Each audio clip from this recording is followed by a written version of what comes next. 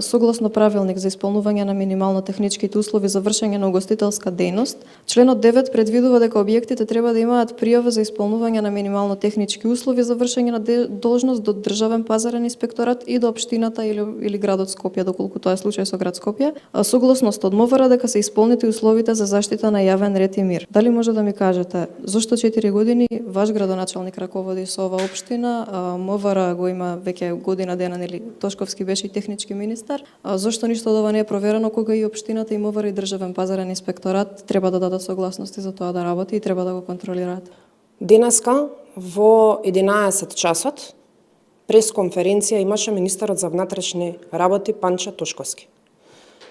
Изнеса многу податоци по однос на процедурата и на она што е во можност да се изнеса, поради тоа што истрагата, постапката е се уште во тек и за да не се наруши истата, беше соопштено најмногу што можеше да се соопшти.